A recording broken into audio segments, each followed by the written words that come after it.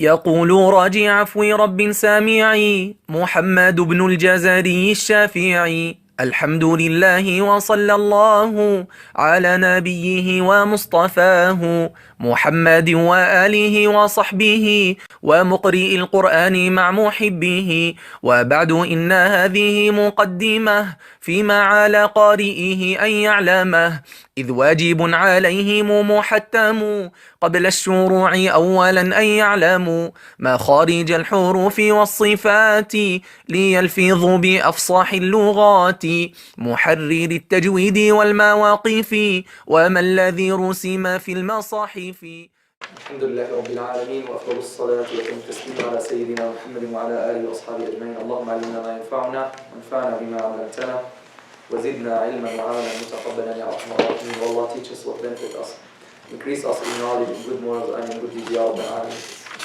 We continue by Allah subhanahu wa ta'ala's blessings in this 63rd class of Aljazariyya, and we are still on section 4. Section 4, which is Bab al-Tajweed. And I urge you, if you have not taken the tests of the first 3 sections, to hurry up and take them, study, and let me know so that I give you the test. Some of the Ijazah students, they are done with their reading the final khatm, with their preparation, and they're ready to start the final khatmah. But they have not. Why? Because they did not take the Tajweed tests. And some of them, they already took some of them, and now after they're reading the final khatmah, and after some ajza, I'm going to stop them until they continue. So we will go in parallel, right? You're not going to finish the final khatmah unless you finish all the sections, all the tests, okay? So don't accumulate. This is my advice for you. If you now we don't have test, later, then you will be overwhelmed by the amount of classes. Now 62 classes so far. Especially that the slides are not really reliable yet. So take full notes so that you don't have then later to watch the whole video, and you will find a big amount or a huge amount of information to prepare for the tests. So study class by class, take the notes well. If you miss some notes, you can go back and watch the video and fill up and make up the notes and make them full, so that when the test comes, you're ready. And those who joined later, you already missed 3 sections. So they're all in my channel. And they're all in the Aljazariyya Made Easy new course. So start whenever you have free time, start watching them. And every class is not only about Tajweed. Every class we have something also. We have many benefits, inshallah, for you in all of your life. So I try to make it more relevant to you. It's not only just some theoretical rules, right? Hopefully, inshallah. So start preparing, and once you're ready for the test of any section, just let me know so that you take the test. And once you take the test of a section and you pass it, khalas, then when you come to the Ijazah Khatma, you don't have to worry about those tests since you passed them. Even if you passed them like 2 years ago or whatever, doesn't matter. We stopped at line 31. So Imam Ibn Jazari rahimahullah, again, what does he say? والأخذ بالتجويد حتم لازم من لم يصحح القرآن آثم لأنه به الإله أنزل وهكذا منه إلينا وصل وهو أيضا حلية التلاوة وزينة الأداء والقراءة وهو إعطاء الحروف حقها من كل صفة ومستحقها ورد كل واحد لأصله واللفظ في نظيره كمثله مكملا من غير ما تكلف باللطف في النطق بلا تعسف وليس بينه وبين تركه إلا رياضة بفكه. I told you earlier that the most important sections of Aljazariyya is the second and the third sections that we already covered. And I think I told you that I'm not going to explain Aljazariyya anymore. This is the second course, and there will never be a third course. I have to work on something else. So those who joined later, you missed the two most important sections, but inshallah you did not miss them, you have the videos there. The second section and the third section, which is what? Makharij al-huruf and sifat al-huruf. Those are the most important thing in Tajweed. Those are the foundation. Not only for Tajweed, these are the foundations for the correct Arabic speech. If you just want to speak Arabic correctly, the standard Arabic, the Fusha Arabic, you need makharij and sifat. And that's what the Quran is makharij, is Arabic. Right, sister? Then after that, we're going to learn, and we're about to start learning what? The special rules that are special for the Quran, which are the extra gunna and the extra med and those rules. Okay? Here in this section of Tajweed, Imam Ibn al-Jazari rahimahullah, and here in this section by Allah's blessing, we studied the history of the Quran. And that is very crucial and important for all of your life, the history of the Quran. It shows you, and we already explained that, it helps you have certainty and proofs to know why this Quran is the protected and literal word of God, of Allah. Why? And what is the proof? We mentioned that in detail. And that should help you in all of your life. It should help you in da'wah, should help you when you are encountered with the questions by others, etc., etc., etc. Here, last time in line 30, he said, rahimahullah, وَهُوَ means tajweed, إِعْطَاءُ الْحُرُوفِ حَقَّهَا, giving the letters their rights. مِن كُلِّ صِفَةٍ, in regard with every sifa, every attribute of the letters, وَمُسْتَحَقَّهَا, and every rule or every thing that results from the sifa. That is called mustahaq sifa. We have sifa of the letter, which is what? The attribute of the letter. Means what? The way you pronounce the letter, which distinguishes it from another letter. You have ta and ta. Ta and ta. They are from the same makhraj. You use the front part of the tongue and you touch the gum, the upper gum. Up, at, up, at. You use the same part of the tongue and you use the same part of the gum.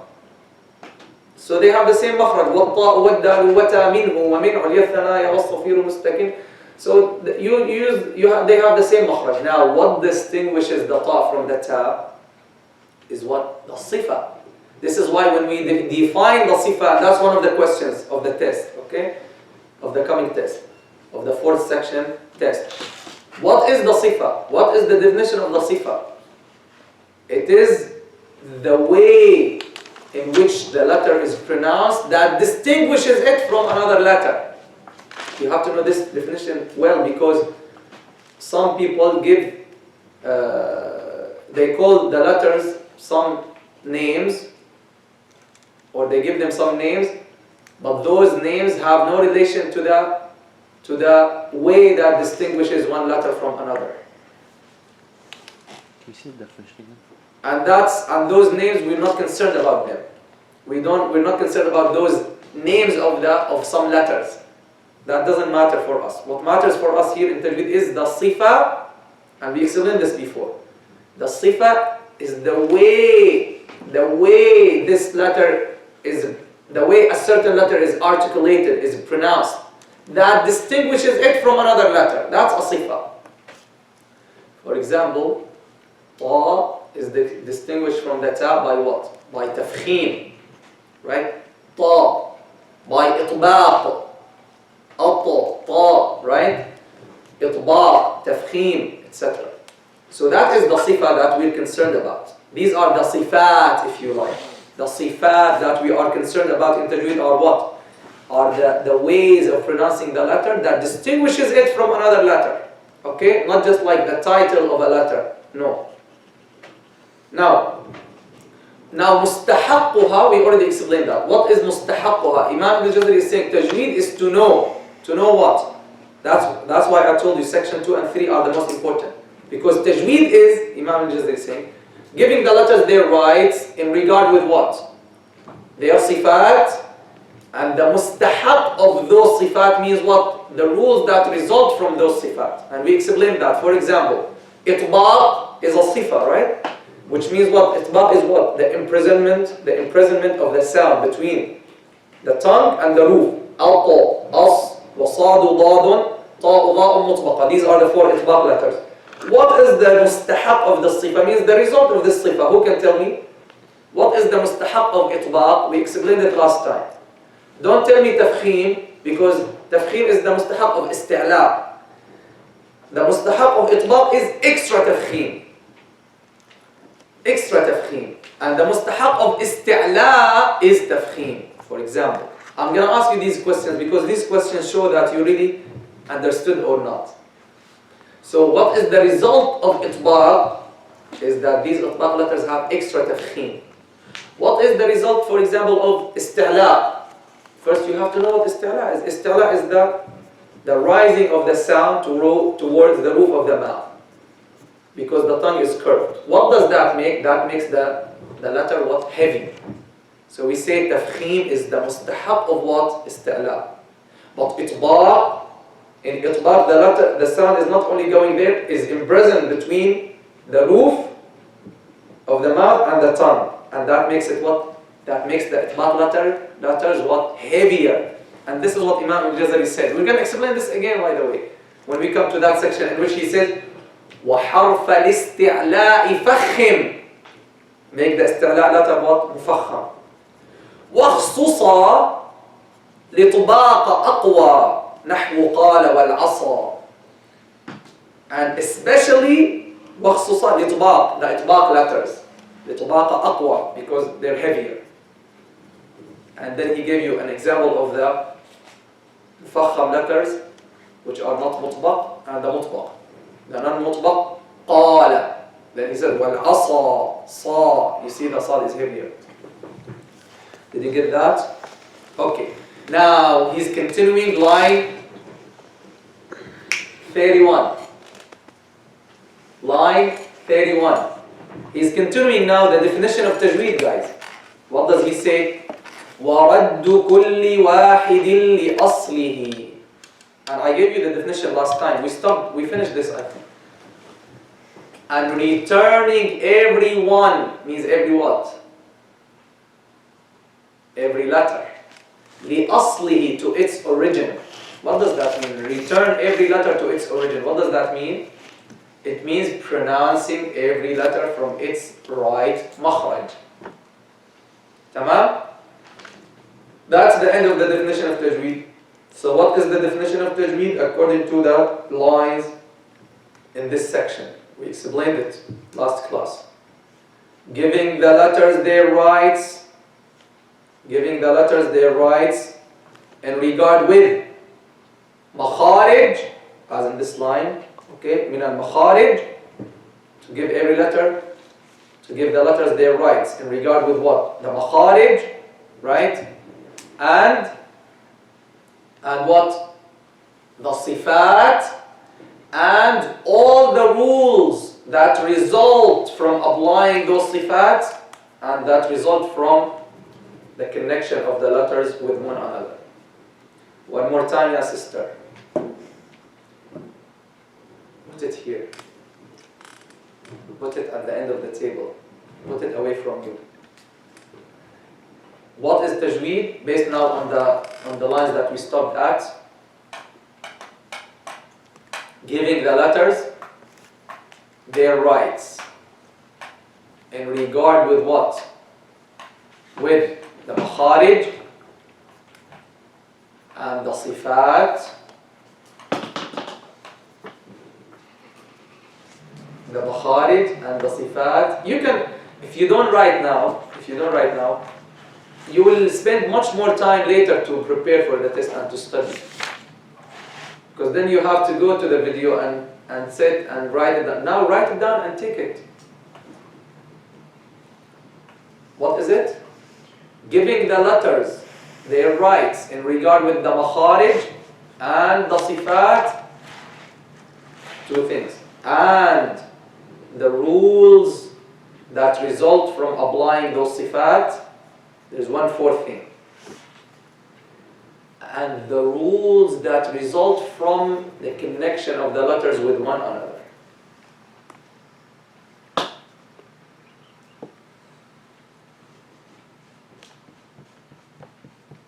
Did you get that? It's not easy to find, guys. Sometimes I'm putting the definitions together.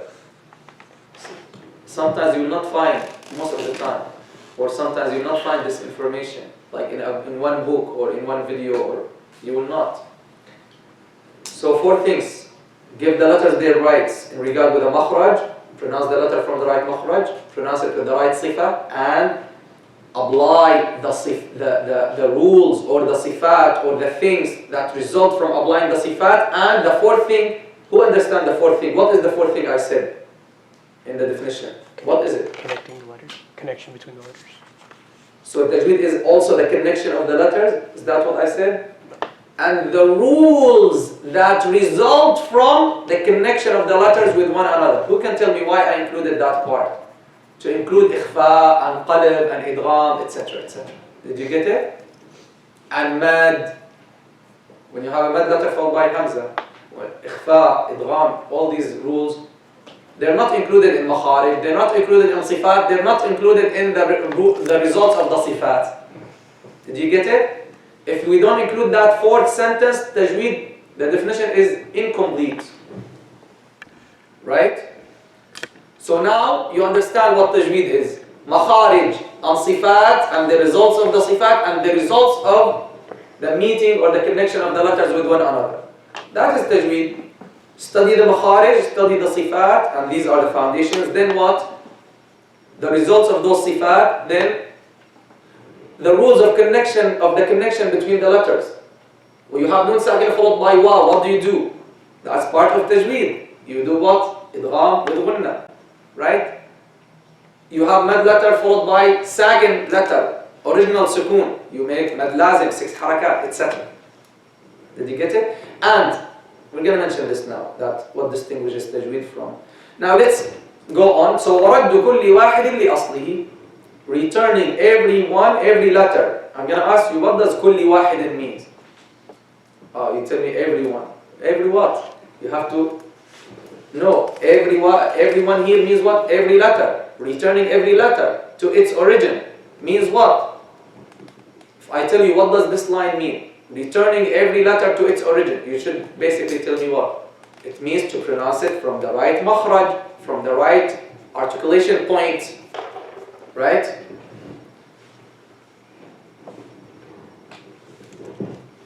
Okay.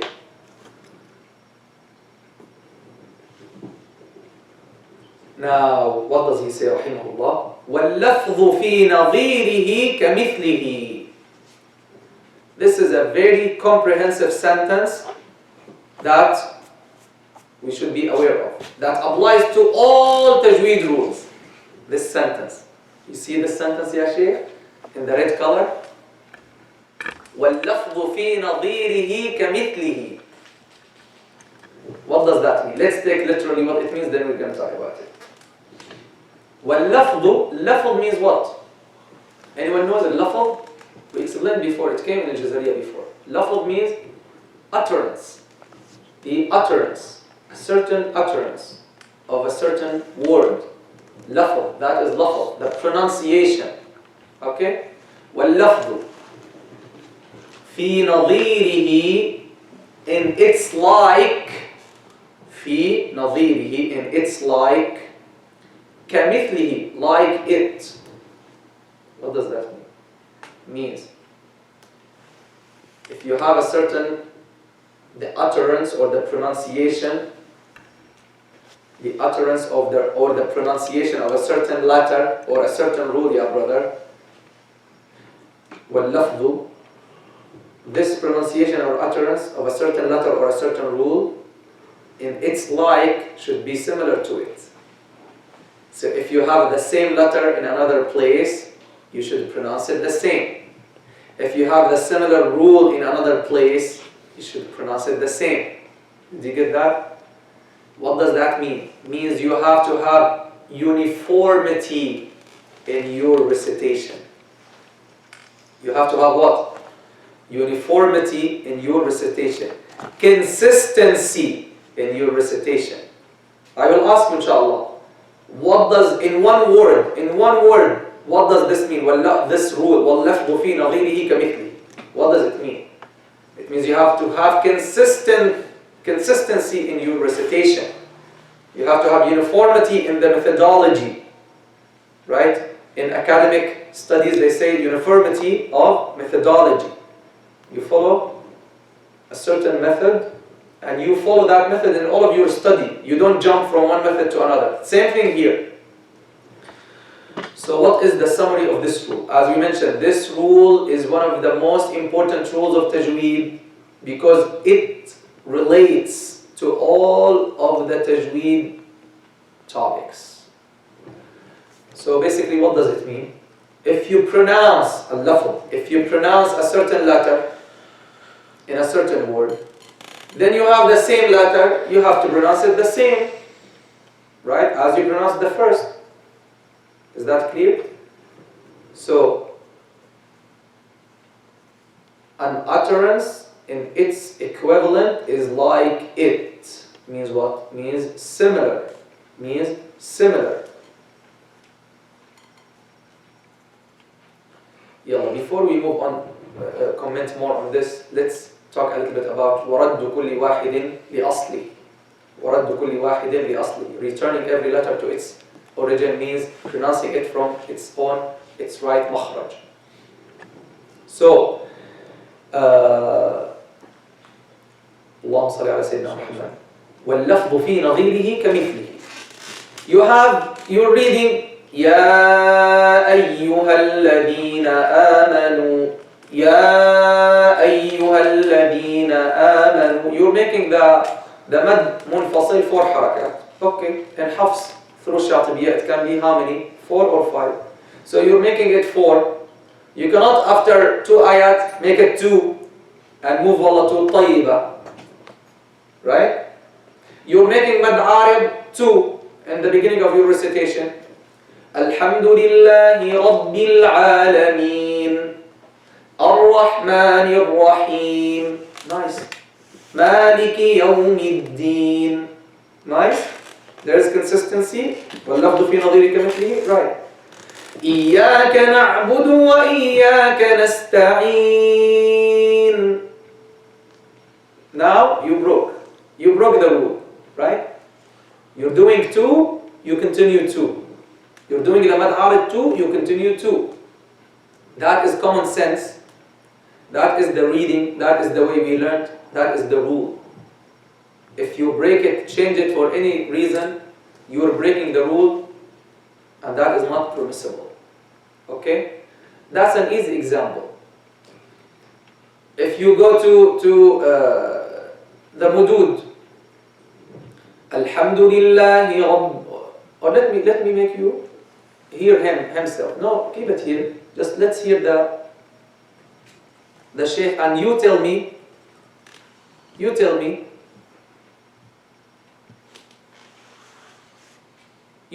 where the mistake is. Okay? Let's see. Let's hear.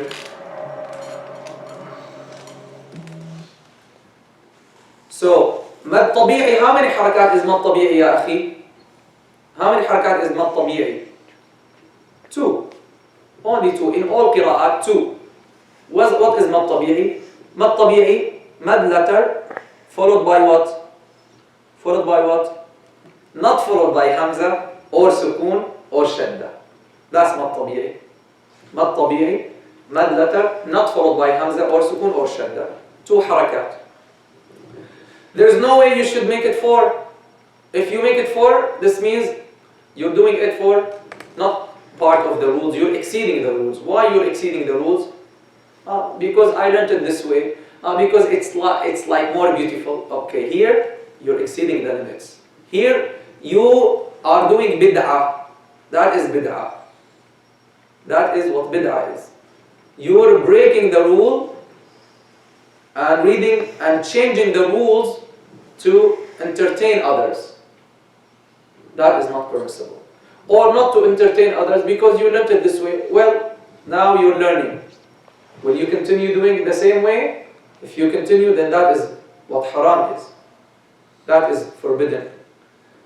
Because you're breaking the way and the rules that we got through the Prophet ﷺ or from the Prophet ﷺ. who got it from Allah subhanahu wa ta'ala himself. الرحمن الرحيم الحمد لله رب العالمين. One more time. رحيم الحمد لله رب العالمين. الحمد لله رب العالمين. الحمد لله لله almost one حركة and a half. الحمد لله رب العالمين. عالمين. عالمين. Is clear? The problem is look, like this has almost 250,000 views. That's normal. So we have to be very careful, brothers and sisters. Not every person who leads Salah in Al-Haram in Mecca or Medina means he's qualified. Unfortunately, they're not letting the qualified people lead Salah there. Unfortunately, that's not part of their criteria. Unfortunately. And the proof, there are some of you, their recitation better than Sudais and Shuraim and those sheikhs. With due respect, Qira'ah has its own rules, and this is specialization. So when you see here Sudais and Shuraim and those sheikhs, don't think like they are the scholars of the Quran or... No, ya akhi. Sheikh Bakri said, may Allah have mercy on him, that in Saudi they had a big deficiency in the field of recitation of the Quran, until Allah blessed them with some Egyptians and some Syrians and some of their own people started coming to Syria and Egypt and learned the qira'at and started improving, alhamdulillah. Like Sheikh Ayman Suwaid, he made like a renaissance or like awakening in this field through his stay in Saudi Arabia. So alhamdulillah, it changed a lot. But before, even look at their fatwas, you see their sheikhs telling you, Tajweed, you don't have to apply these rules. Astaghfirullah al-Azim. They accuse Muslims of doing bid'ah to many things that are not bid'ah, but when it comes to the Quran, they change the way of the Prophet ﷺ's recitation, and they change the rule, and then they tell you, you don't have to apply like idgham and ikhfa. These are like from the sheikhs. Astaghfirullah al-Azim. This is some of their fatwas. So not everyone who reads Salah like in Al-Haram in Mecca or Medina means he's khalas. He reads in Haram. That's not how we make decisions on things. That's not how we make conclusions. If someone reads in Haram means khalas, his qira'ah is perfect. No, ya akhi. I can show you now dozens of mistakes for those sheikhs, and exaggerations, and exceeding the limits of tajweed. And this is known. Yani. Among the people of this field, the people of the Quran.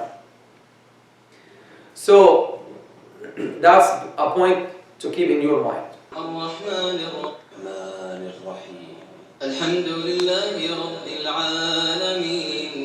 So here, just two words, alhamdulillah, just two words next to each other. He made them, and they have the same ruling. He extended one of them and shortened one of them. That is a clear example of not applying the rule of uniformity. So, as we mentioned, this is just an example. I can show you hundreds of examples how this rule is being broken again and again and again. And there are many reasons. Sometimes some people, just to suit the melody that's in their mind, they shorten and change. Okay? Some people, they're reading in Salah, for example, كذبت ثمود بطغواها إذ انبعث أشقاها.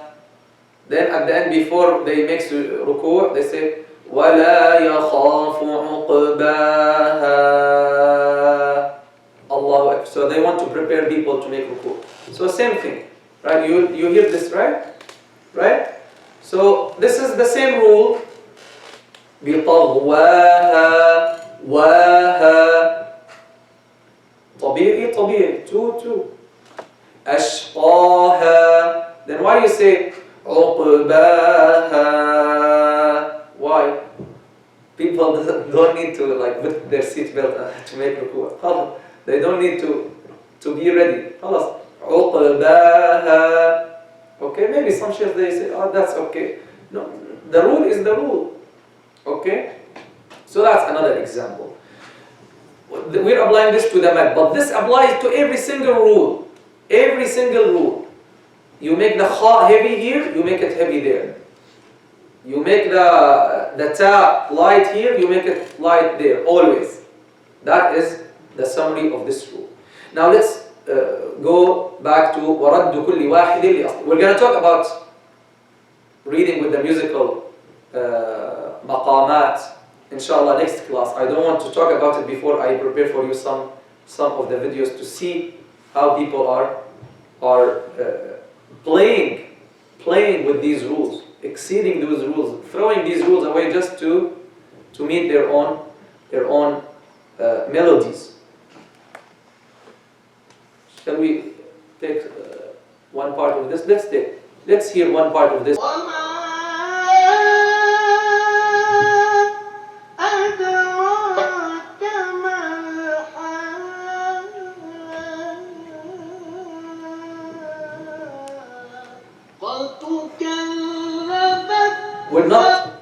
I'm not talking about the other disaster, which is تقطيع المد.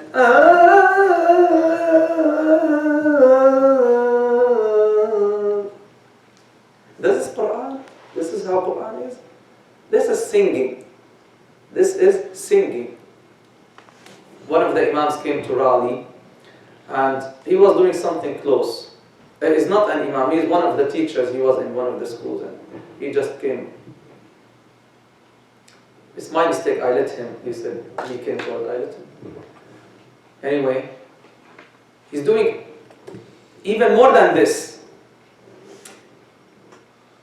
And during Salah I corrected him because he changed so many letters. And then after Salah he complained. So anyway, one of the brothers was there and I those people, they complain, oh, why you're complaining on this man, etc. Anyway, so one of the brothers, he's a lay man, was in the masjid and we asked his testimony. And he wrote in his email, just yesterday, I don't know, by taqdeer of Allah, I came across that email. He said, what I heard was singing. That's what this normal person said. The way I heard was singing. That's how he replied to them. That's exactly what it is, singing. We're going to talk, inshallah, next time with the proofs, with details from the scholars, from the hadith, about these disasters that are spreading. Unfortunately, even here in our area, some people now, they started just holding just some sessions, just like in the Arab world, in Egypt and Syria, just to promote these disasters of breaking the Tajweed rules and just to entertain people. And here, by the way, here in non-Muslim countries, it's a bigger disaster because I challenge those who are sitting that they understand one word in those nights that they hold. I challenge them. It's only for entertainment. When those people, they made some recitation nights, did they read like the translations at least of what they're reading? Anyone has an idea? Did they? Only recitation, right? It's just for entertainment. And you will hear the hadith that this is a miracle of the Prophet ﷺ. A miracle that he said at the end of time, people will use the Quran just like instruments, like musical instruments. That's the word he used in the authentic hadith. That's exactly what we see. That's one of the miracles of the Prophet ﷺ. And you will see, we will talk inshallah. We spend a good time on it inshallah. And you will see that Islam commands us and the Prophet ﷺ commands us to beautify our voices with the Quran. But within the limits. not exceed the limits to entertain others, and just say to yalla people, oh, mashallah, mashallah, and he doesn't know what he's talking about. Maybe he's talking about the hellfire, and he says, mashallah. What mashallah, ya ammu? Sheikh Ayman said he has a recording of one of those sessions, those gatherings, and the Sheikh is reading about the hellfire. And this person said, Allah yazidak, Allah yazidak. He said, may Allah increase you. Increase him in what? Increase him in the hellfire? The Sheikh is reading about the hellfire. And that listener, one of the listeners, he was amazed. He said, Allah yazidak, mashallah. May Allah increase you. So he means, may Allah increase you like in beauty. But look, he's talking about the hellfire, ya akhi. He's talking about the hellfire. Anyway, so this brother, he made second here. And this is, by the way, this is not a qari. This brother is not a qari. He's music teacher. Music teacher. And unfortunately, some people who read Quran, they got along with him and now they're making some.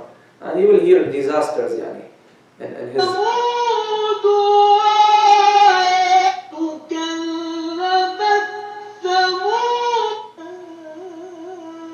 So here al-Haqqa, he read first 6 harakat. Now, can someone count for me please how many harakat?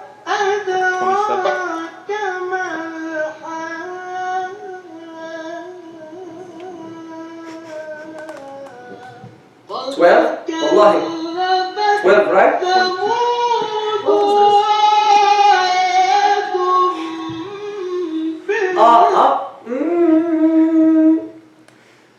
The long ghunna is like this.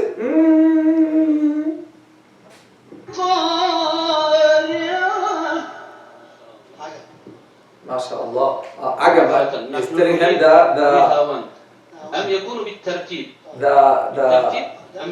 the name of the maqam.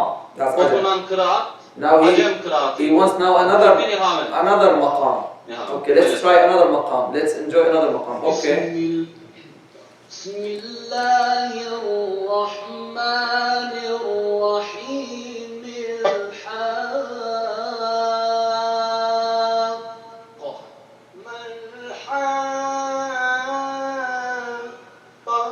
Now, mashallah, what happened, brother?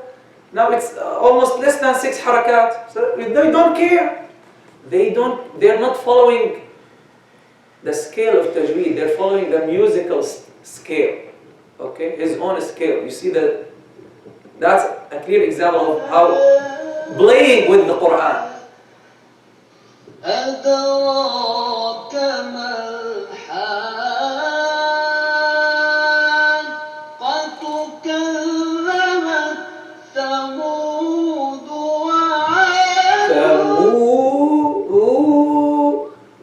Sometimes he stretches this, he shortens this, he stretch here, shorten it. The point is what?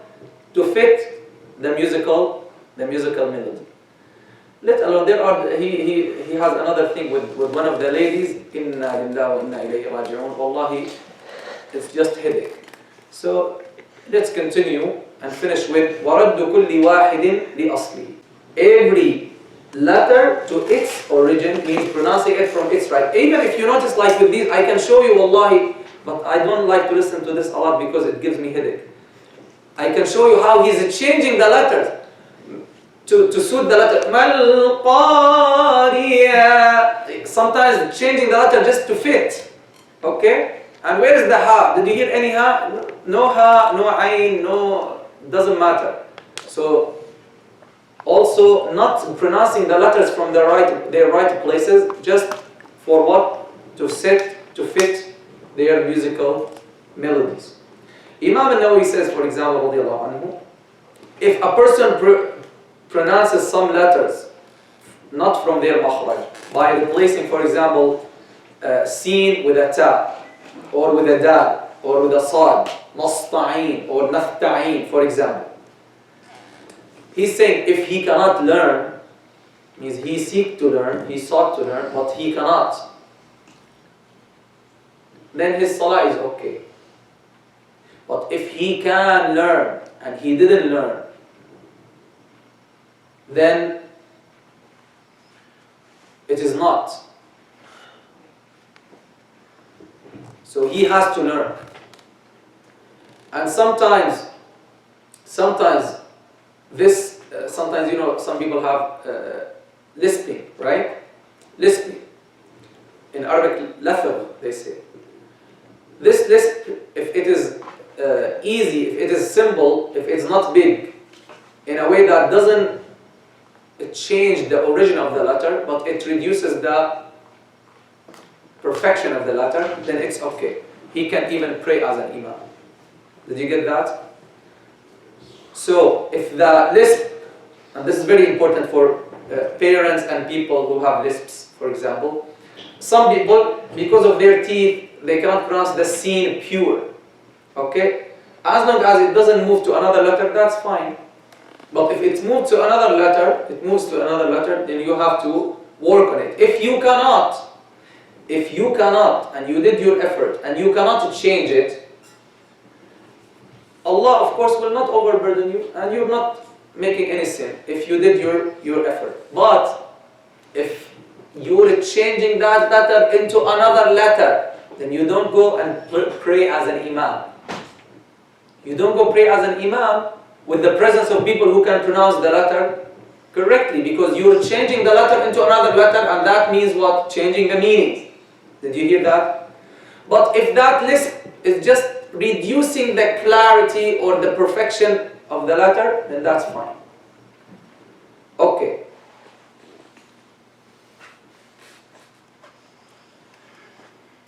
So, as I mentioned, I'm again reading from Imam Nawawi's Majmu', one of the greatest encyclopedias of fiqh, Shafi'i fiqh basically, and comparative fiqh. He's saying what? If that lisp is a lot, is big, to the extent he replaces one letter with another, and he can correct it, but he didn't, then his salah is not even correct for himself. But if he did his best, and he couldn't correct it, his salah for himself is okay, but not for others. Means he doesn't lead others. Is that clear? If that letter is in Al-Fatiha. Why? Because reading Al-Fatiha in the Shafi'i school is mandatory in every single rak'ah, even if you're in Jama'ah. Now,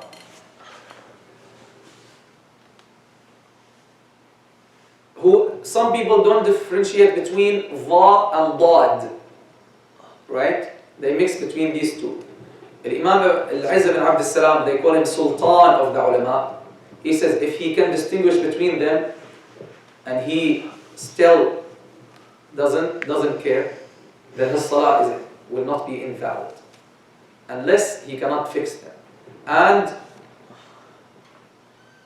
praying behind such a person, just the same rule of praying behind the one who has the lisps. So the same rule.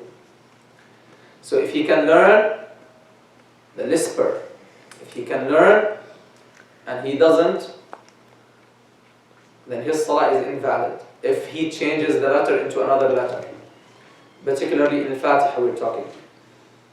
And by agreement, salah behind him is invalid. Same thing, Imam Ibn Qudama and his Mughni, also Mughni, one of the greatest encyclopedias of fiqh in Hanbali school, basically, and he also brings some other schools. So he says, same thing. For example, the one who changed the ra into ghain, okay, Al-Rahman Al-Rahim, for example, okay, that's this is physiological issue, no problem. Allah subhanahu wa ta'ala will not overburden you. If you try, if you can, there are some surgeries, by the way, for this. If you try, if you can correct it, that's good. If you can correct it and you don't care, then your salah is not valid and you cannot lead. But if you did your effort and you couldn't, then your salah is valid, but don't lead. So same thing, almost same thing, literally said by who? By Imam Ibn Qudama, rahimahullah ta'ala. Now, you know, mostly in the fiqh issues, you have more than one opinion. We're telling you the opinion that we think is the right one, inshallah. So, finally, we said Tajweed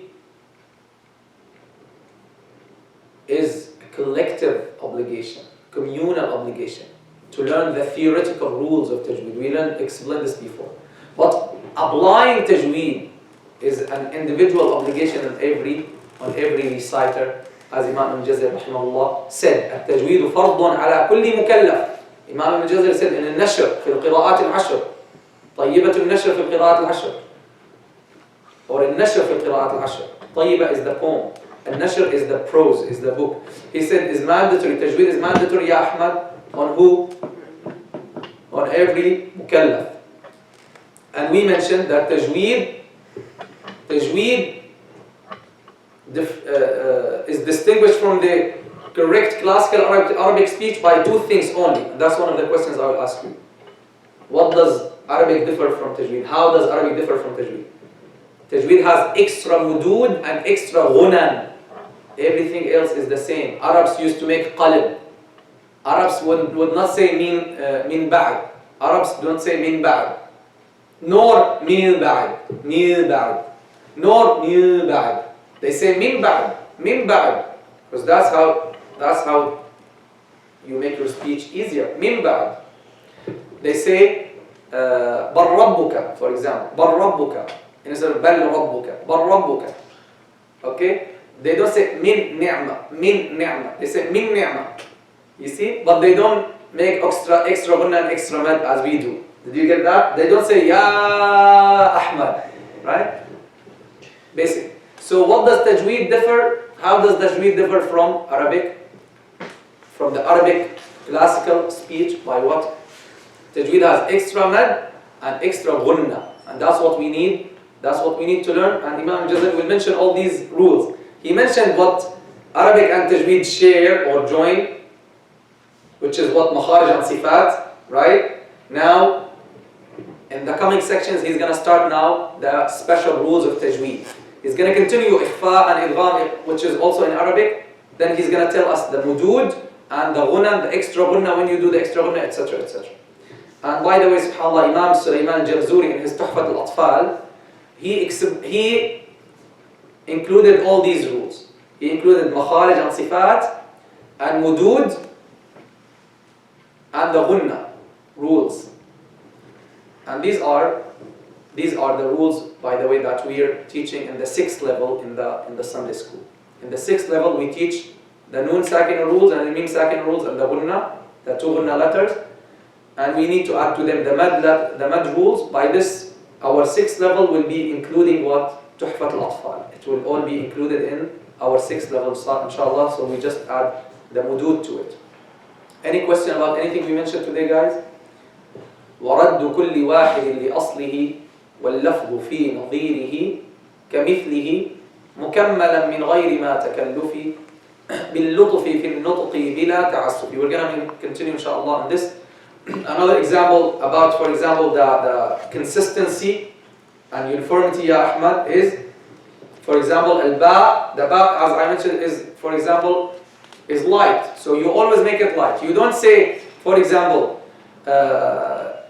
batil or batil, then you say barq. Right? You don't say batil, ba, then you say ba, barq, barq, as some of us do. So you say batil and you say barq, batil, barq. And Imam Jazari mentioned this, by the way, in the coming section. He said, وَبَاءَ بَرْقٍ بَاطِلٍ بِهِمْ بِذِي وَحْرِصْ عَلَى الشِّدَّةِ وَالْجَهْرِ الَّذِي, etc. وَبَاءَ بَرْقٍ بَاطِلٍ. So this rule is amazing rule that applies to all Tajweed rules. وَاللَّفْظُ فِي نَظِيرِهِ كَمِثْلِهِ.